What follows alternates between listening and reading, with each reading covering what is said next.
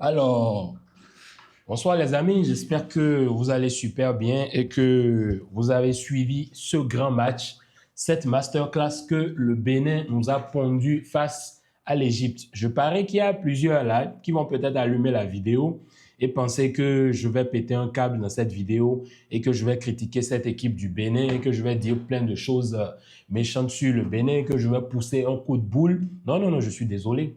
Pourquoi? Parce qu'aujourd'hui, dans ce match, dans ce huitième de finale qui a opposé l'Égypte et le Bénin, c'est clair que l'Égypte a eu peur du Bénin, s'est replié, s'est pissé dessus. Vous avez vu comment ils ont célébré le troisième but?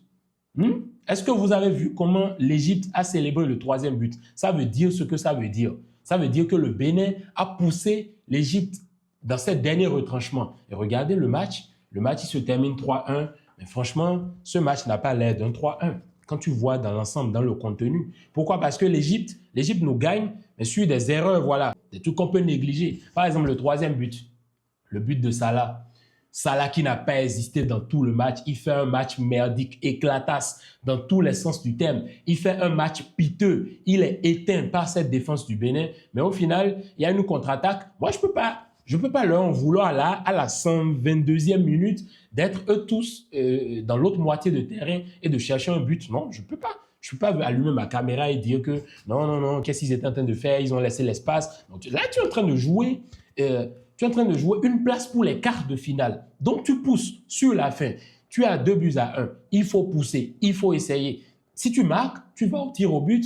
Et là, on ne sait pas ce qui se passe. Mais là, sur ce coup, tu ne peux pas en vouloir à cette défense du Bénin qui a joué haut, tous les joueurs dans l'autre moitié de terrain. Après, l'Égypte qui profite d'un contre-attaque et va marquer. Un but qu'on nous marque sur un coup de pied arrêté, c'est vrai qu'il y a beaucoup de choses qu'on peut travailler, qu'on pourrait travailler dans le futur.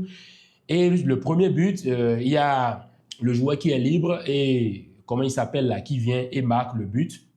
Mais quand tu es une équipe du Bénin, la sélection du Bénin, aujourd'hui, vous voyez tous ces joueurs-là, ce groupe-là, ils viennent dans le vestiaire, ils se regardent tous et ils savent qu'il y a un futur dans cette équipe.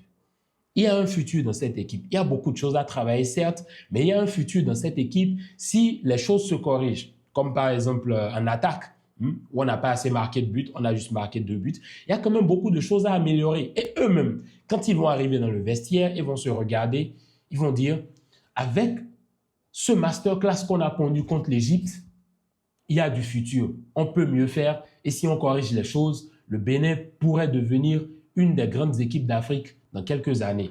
Et oui, je pèse bien mes mots, et je pèse bien mes mots, parce que regardez tout le parcours du Bénin. On a quand même croisé des équipes qui sont sérieuses. On a croisé la RDC. On s'est pris 1-0, mais la RDC, eux aussi, ils avaient eu peur de nous en début de match. Vous avez vu comment la RDC a joué contre le Bénin? Ils ont eu peur. Ils nous ont gagné 1-0 sur une erreur de Roche, tout ça. Il n'y a pas de problème. La prestation qu'on a délivrée face au Congo, elle est impeccable. Contre le Botswana, on a gagné sans problème. Mais même contre le Sénégal aussi, on perd sur des individualités. Parce que le Sénégal, en termes d'individualité, ils sont supérieurs à nous. Ils nous ont gagné. Et sur des petites erreurs toujours. Des coups de pied arrêtés, des trucs comme ça. Et c'est des trucs qu'on peut travailler sans aucun doute, sans aucun problème. Aujourd'hui, dans ce match, vous regardez le premier quart d'heure du Bénin contre l'Égypte. Mais l'Égypte, à un moment donné, il voulait se pisser dessus. Il voulait littéralement, il se pissait dessus même. C'est même pas qu'il voulait, il se pissait dessus. Une Égypte qui te jouait un double rideau, qui carrément te jouait avec 6 défenseurs face au Bénin, c'est la preuve que l'Égypte n'a pas sous-estimé le Bénin et ils ont respecté le Bénin. Eux-mêmes, quand ils sont montés sur le terrain, ils savaient que s'ils ne se ménageaient pas face au Bénin, mais ils vont prendre cher.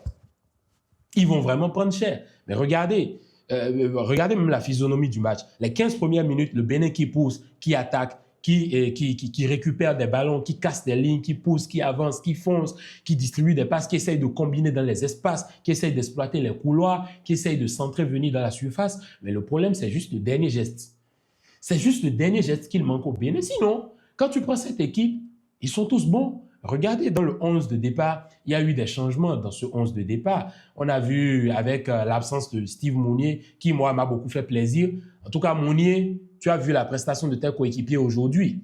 Si tu te respectes et que tu aimes la sélection nationale, tu sais que toi-même, soit tu acceptes ton rôle de banc, d'être substitut, d'être remplaçant, soit tu démissionnes de la sélection. Parce qu'on a vu une équipe du Bénin qui est montée avec rage sur le terrain. On leur a reproché beaucoup de choses. Et oui, on leur a reproché beaucoup de choses. Qui vous souviennent, dans le match contre le Sénégal, on leur a reproché des choses. Dans le match contre le Congo, on leur a reproché la finition. Contre le Botswana aussi, on leur a reproché des choses. Mais le Bénin aujourd'hui entre dans ce match avec un esprit de vaillant, de soldat, avec un courage que j'ai rarement vu dans une équipe. Moi, le Bénin aujourd'hui qui monte sur le terrain, on dirait le Cameroun qui a joué avec le cœur, avec l'esprit, le courage, la passion, le compromis. Regardez aujourd'hui Ceci d'Almeida qui fait le sale boulot, incroyable. Et Imouran qui est là dans les récupérations, qui a couru durant tout le match. Ceci aussi qui a couru durant tout le match. Olaïtan qui a couru aussi durant tout le match. Ne vous levez pas et allez voir les scores de SofaScore, vous voyez les trucs de pointage de SofaScore pour dire que le Bénin n'a pourtant rien fait. Non, non, non, non, non. Pour moi, tu vois le score 3-1, mais on n'encaisse pas 3-1 en vrai. Pour moi, ce match, c'est 1-1. Et il faut voir même la réaction au moment où le Bénin encaisse. Avant, quand le Bénin encaisse, tu sais que c'est terminé, c'est mort. Mais le Bénin, ils encaissent. Mais quelques minutes après, ils reviennent dans le match et après la sortie de qui? Dodo, on va en parler après, qui fait un match éclatasse, piteux. Tout le temps, les passes en retrait, tout le temps, les passes en retrait. Mais regardez quand il sort. L'équipe attaque le centre. Le goalie bon, ça touche le joueur égyptien, le goal qui l'enlève et Jodel Dossou qui est là et qui la reprend. Malheureusement, Tosin qui se blesse, il fait à peine combien de minutes là, même pas une demi-heure, il se blesse, il sort et Jodel Dossou qui rentre. Tosin qui faisait quand même un bon match, il faisait pas un mauvais match. Vous avez une équipe du Bénin qui a foncé, qui a poussé, qui n'a pas eu peur de cette équipe de l'Égypte, Et ça, vous pouvez le voir, des joueurs comme Marmouche qui ont été éteints, des joueurs comme Salah éteints dans le match. Salah, personne ne l'a vu. Salah qui prenait des mauvaises décisions, Salah qui faisait de mauvaises passes, Salah qui faisait de mauvais centres, Salah qui n'arrivait pas à passer la défense du Bénin. Vous avez un Tidjani qui a éteint Marmouche, des combinaisons Tidjani et Verdon qui arrivaient à éteindre Marmouche qui n'a pas su déployer toute sa technicité, tout son talent sur le terrain face à cette équipe du Bénin. Mais regardez même les Égyptiens. Ils avaient littéralement peur de nous. Regardez, ils étaient obligés de jouer en 3-5-2. À des moments, 5-3-2. Pourquoi? Parce qu'ils savent que devant, ils ont en face des guerriers qui n'ont rien à perdre. Des gars qui sont là pour donner tout sur le terrain, pour faire un hold-up. Moi, sincèrement, je suis fier.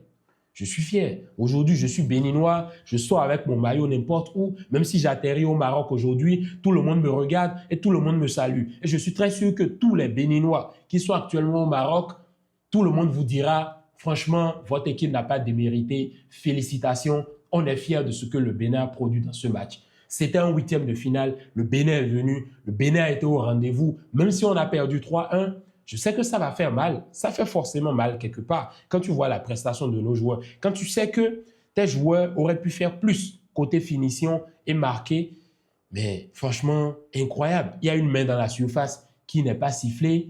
Il y a aussi des actions sur lesquelles il y a eu une faute sur... j'ai oublié c'était sur qui là. Et le joueur, il simule carrément. Bon, il tombe, c'est vrai qu'il se blesse. Mais il méritait un carton. Même s'il était sur la civière, il méritait un carton. Mais on ne lui a pas donné le carton. Il est sorti comme ça, ni plus, ni moins. Bénin avec la rage, le compromis. Franchement, moi, il y a des trucs. Moi, j'ai confiance en cette équipe. Sincèrement, j'ai confiance en cette équipe. Regardez ça là. Salah le pharaon, Salah l'homme en forme, Salah qui est incroyable et tout, mais face au Bénin, éclatasse. Ne regardez pas le but et pensez que Salah, il a fait un grand match. Je suis désolé. Salah, vous voyez à l'issue de ce match, vous voyez comment il célèbre. C'est parce que lui-même, il a senti durant tout le match que non, cette équipe du Bénin, ils ont des défenseurs qui sont sérieux. Il y a beaucoup de choses à travailler et je sais qu'on va les travailler. J'ai confiance. Je ne sais pas qui sera le prochain coach parce que Guinot, son contrat expire ce mois ou le mois prochain. Je pense que c'est bon déjà. Il peut déjà partir, il peut aller en retraite anticipée. On n'a plus besoin de lui. Il faut maintenant apporter un nouveau coach qui va apporter une idée, une philosophie de jeu et qui va instaurer quelque chose qui ira à la recherche de bons attaquants, des attaquants qui vraiment seront des renards de la surface de réparation, qui pourront être là pour marquer et tout ce qui va avec. Les gars, sincèrement, cette vidéo, je suis en train de la faire à chaud, là.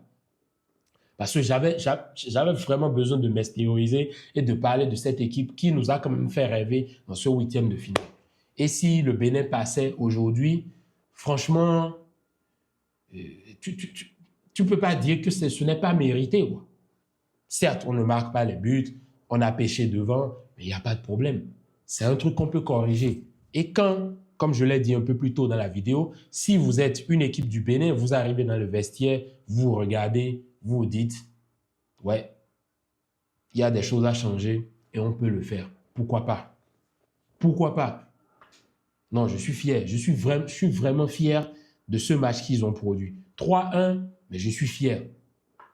Je suis vraiment fier de mon équipe, vraiment fier de notre sélection. Et je suis très sûr que plein de Béninois aussi seront d'accord avec moi dans les commentaires. Ils diront, ouais, cette équipe, il y a du futur. Quand ils ont envie de jouer, ils jouent. Regardez aujourd'hui, quand ils ont envie de jouer, ils jouent. Ils jouent.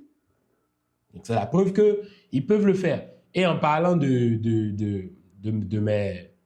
mes coups de cœur dans ce match, je ne peux pas finir ce débrief sans parler de Dandjinou.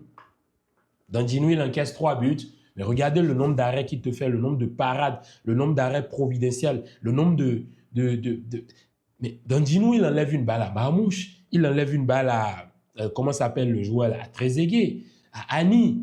Mais il t'enlève de bons ballons. Dandjinou qui fait des sorties, 1v1, il n'a pas peur. Voyez les gars qui frappent de loin, Dandjinou, il est concentré. Sur les coups de pied arrêtés aussi, sur un coup de pied arrêté de... J'ai oublié, c'était qui là? Dandjinou qui est concentré, qui l'arrête. Dandjinou qui fait de belles sorties. Le problème, c'est que sur les buts qu'il encaisse, ouais, même, il frôle même la balle sur tous les buts qu'il encaisse. Dandjinou impeccable, même dans les sorties de balle. Il est calme, il est posé, il récupère la balle, il pose le pied sur le ballon, il est tranquille. Yohan Roche qui te fait un bon match. Le problème, c'est qu'à un moment donné, même moi, je l'ai senti, et je suis très sûr que tout le monde l'a senti aussi, c'est que le Bénin, ce n'était pas vraiment... Ça n'allait pas de notre intérêt, ce n'était pas dans notre intérêt vraiment d'aller aux prolongations. Parce que physiquement, dans l'intensité, les joueurs égyptiens, ils ont beaucoup là, qui sont des joueurs qui jouent dans des clubs assez poussés. C'est des gars qui sont habitués à des instances comme ça, les prolongations, tout ça. Donc, c'est clair que physiquement, à un moment donné, tu allais lâcher. Et ça allait être vraiment compliqué pour toi. Donc, c'est ce qu'on a vu. Dès que les prolongations ont commencé, on a vu le Bénin qui était époustouflé, qui était éclaté. Yohan Roche qui est sorti, qui n'en pouvait plus. Aloko qui est sorti, qui n'en pouvait plus. Imouran qui n'en pouvait plus. Donc, en vrai, les prolongations, ce n'était pas vraiment... On ne devrait pas aller aux prolongations, pour être sincère. Mais bon, qu'est-ce qu'on y peut? Voilà, c'est comme ça. C'est la vie. Il y a beaucoup de travail à faire. Fier de notre équipe, fier de ce que les Guépards ont produit lors de ce huitième de finale. Et on espère quand même que beaucoup de choses vont se passer dans le futur. Et que le Bénin, dans 2 ans, 3 ans, 4 ans, pourra aspirer, venir dans les compétitions africaines ou même lors des barrages et tout pour les qualifications, venir et s'imposer comme une nation vraiment qui joue au football et qui a envie de prétendre au gros titre, les amis. C'était tout ce que j'avais à dire dans cette vidéo. N'oubliez pas de me dire vos pensées, vos sensations, comment vous avez vécu ce match, vos tops, vos flops. Et puis voilà, surtout n'oubliez pas de mettre dans les commentaires fiers d'être des Guépards. Parce que cette équipe, elle a eu du caractère, elle a montré du caractère face à cette équipe de l'Égypte. Et franchement, chapeau, fier. Et à la prochaine pour la suite. Allez, bien de choses à vous et peace.